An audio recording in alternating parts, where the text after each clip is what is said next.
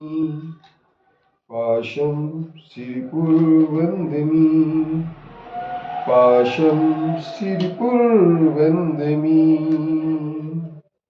पत्रं यत्र विहायसि प्रविपुले स्थातुं क्षणं न क्षमम् तत्रास्ते गुणरत्नरोहणगिरियो देवि देवो महान् चित्रं नात्र करोति कस्य मनसा द्रष्टा पुरे शिवपुरे सश्रीपाशजिनेश्वरो विजयते दिग्वाशिषां शासनम् पत्र टिके न जहाँ अधर गुण रत्नों का गिरो कितना विस्मय किसे नहीं हो चलो देख लो शिरपुर को देवों के भी देव पार्ष जिन अंतरिक्ष में शांत रहे युगों युगों तक दिगंबरों का जिन शासन जयवंत रहे।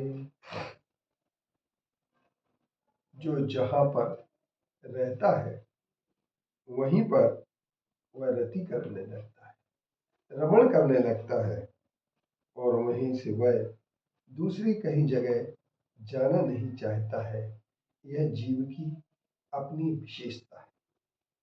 एक इंद्रिय जीव में गया तो वहीं रमण करने लगता, देवों में गया तो रमण करने लगता, पशुओं में गया तो रमण करने लगता, नरक में गया तो नरक में लड़ाई झगड़े करने में भी उसे कहीं संकोच नहीं होता है।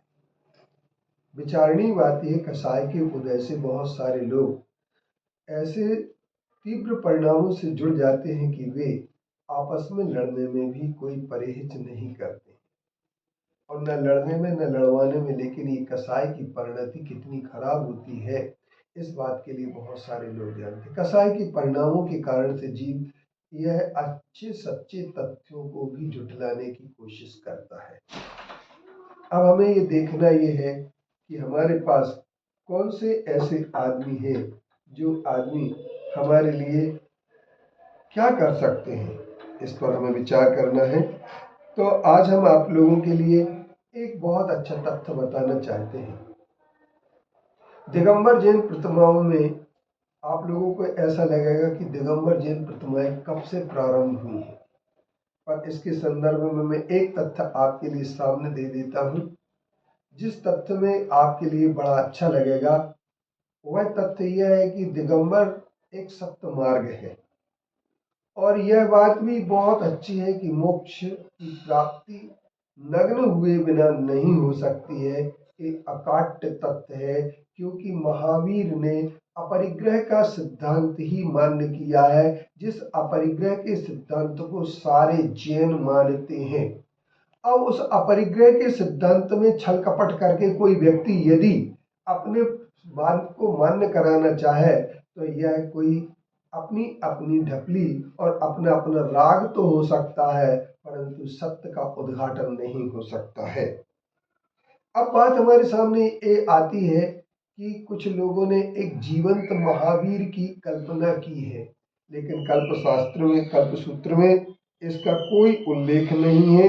इसके उपरांत 5वीं 6वीं शताब्दी के पूर्व में जितने भी ग्रंथ साहित्य मिलते हैं उनमें कोई भी जीवंत महावीर की कोई सूचना प्राप्त नहीं होती है। इस कारण से एक हमारे मारुति नंदन तिवारी ने लिखा है कल्पसूत्र में एवं ईशा के पूर्व के ग्रंथों में भी जीवंत स्वामी मूर्ति की कोई उल्लेख नहीं होता है, इसलिए संदेह पुष्ट ही करता है। वर्तमान स्थिति में जीवंत स्वामी की मूर्ति की धारणा को महावीर स्वामी तक के ले जाने का कोई प्रयास ऐतिहासिक प्रमाण नहीं है।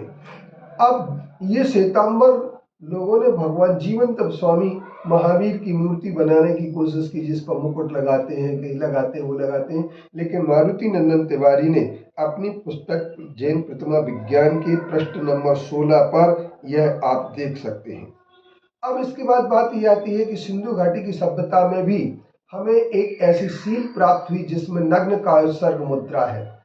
इसके उपरांत मौर्य युग में हमें जैन धर्म की सबसे बड़ी जन्मस्थली अगर कोई मानी जाती है, ऐसा लोग कहते हैं, जैसे तो जैन धर्म अनादि अनंत है, वह सबसे ज्यादा प्रचार प्रसार बिहार में हुआ है। उस बिहार में भगवान महावीर स्वामी की एक लोहानीपुर, जैसे लोहानीपुर कहते हैं, उसमें मौर्य युग की ईसा 3री शती ईसा पूर्व की एक मूर्ति प्राप्त हुई है, जो जिस मूर्ति के संदर्भ में लिखा है इसे कबंध भी कहते हैं, और ये संप्रति वर्तमान में पटना संग्रहालय में विद्यमान है।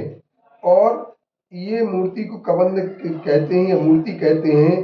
यह कायस्वर्ग मुद्रा में है, जो कि दिगंबरत्व को ही पूर्ण रूपेण स्पष्ट करता है।